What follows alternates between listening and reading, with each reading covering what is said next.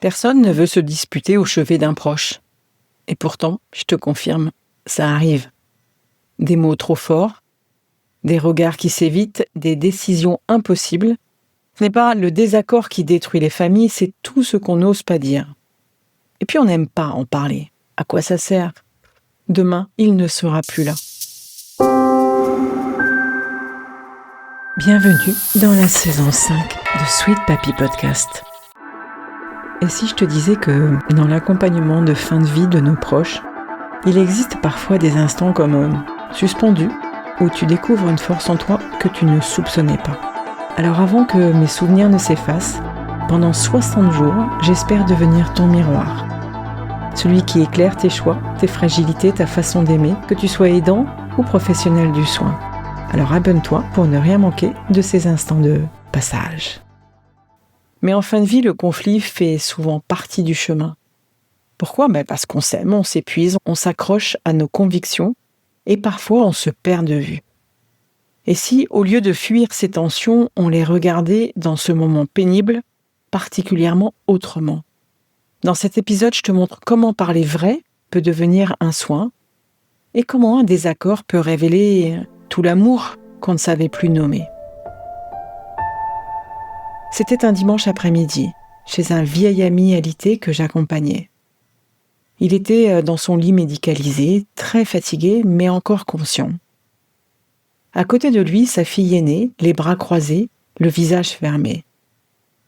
Et en face de nous, le médecin de l'équipe mobile de soins palliatifs, très calme, qui expliquait qu'il serait peut-être temps d'envisager un transfert, une hospitalisation. Ce serait plus sûr, plus confortable pour lui, disait-il. Et là, tout a explosé. Sa fille s'est levée d'un coup. Jamais. Il veut rester chez lui, on doit respecter sa volonté. J'ai senti la colère monter du côté de son autre sœur. Mais si ça devient trop lourd, comment on fait ? Qui va gérer ? Mon ami, lui, gardait les yeux fermés. Je crois qu'il voulait juste que tout s'arrête. Et moi, j'étais déchirée. J'avais peur que les sœurs ne se parlent plus jamais après ça. Et puis, quelques jours plus tard, j'ai compris. Ce n'était pas vraiment un conflit, c'était juste deux manières d'aimer différentes. Elle voulait préserver sa dignité. Parfois, derrière le désaccord, il y a juste deux cœurs qui veulent bien faire, mais qui n'ont pas encore trouvé les bons mots pour se le dire. Alors, on croit souvent que le conflit détruit les relations. Je pense que tu sais, dans les relations de la vie en général. Mais ce ne sont pas forcément les conflits qui abîment. Dans tout ce que j'ai vécu avec la fin de vie et de ce que j'entends, c'est le silence, c'est le non-dit, c'est la peur de parler. Un désaccord peut être une passerelle, un moyen de mettre en lumière les besoins cachés de chacun. Alors comment transformer un désaccord en dialogue ? Utiliser plutôt le « je » que le « tu ». Au lieu de « tu veux l'envoyer à l'hôpital », dire « j'ai peur de ne pouvoir gérer la douleur à la maison ». Chercher les besoins derrière les positions. Derrière un « il doit rester chez lui », il y a peut-être un besoin de dignité qu'il a exprimé, mais qu'il n'a pas forcément dit à ses deux filles. Derrière un « il faut le placer », il y a peut-être un besoin de soutien pour ne pas s'effondrer. Accepter de faire une pause, parfois dire « on s'arrête, on reprendra ça demain ». On évite que la colère ne prenne toute la place, surtout devant quelqu'un qu'on ne connaît pas, comme le médecin, qui est quelque part un étranger même s'il nous accompagne. Et quand on ose ça, la tension retombe tout de suite.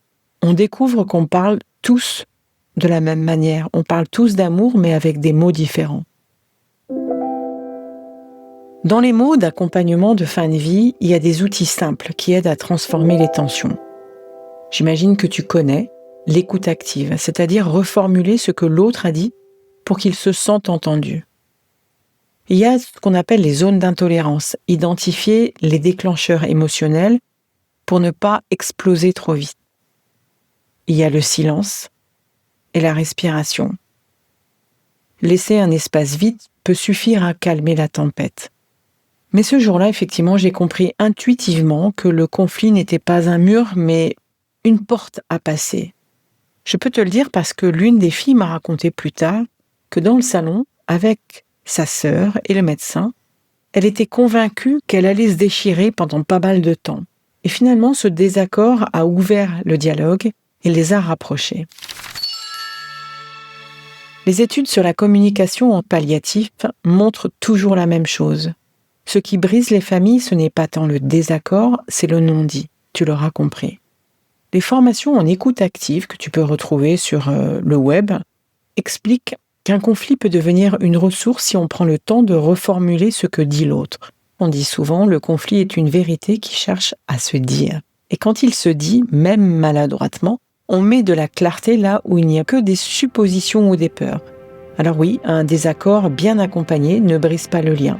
Au contraire, il l'épaissit parce qu'il transforme la peur en dialogue et la colère en compréhension. Voilà, c'était notre moment du jour. Et puis toi, quand est-ce que tu as vécu un désaccord qui t'a fait peur comme ça, mais qui finalement t'a rapproché de quelqu'un ? À demain. Si cet épisode t'a touché, inspiré ou donné des pistes pour mieux appréhender les imprévus de la vie, je t'invite à aller plus loin. N'hésite pas à t'abonner à Sweet Papy Podcast pour ne manquer aucun des prochains épisodes, remplis bien évidemment de bienveillance et d'histoires inspirantes. Et puis partage s'il te plaît cet épisode avec quelqu'un qui pourrait en tirer des enseignements précieux. Et surtout, si tu souhaites discuter de ton propre parcours d'aidant, échanger ou découvrir des ressources pour t'accompagner, n'hésite pas à réserver un appel découverte avec moi via le lien qu'il y a dans le descriptif de l'épisode. Sache que ton histoire, ton expérience et tes questions méritent d'être entendues. À très bientôt et prends soin de toi.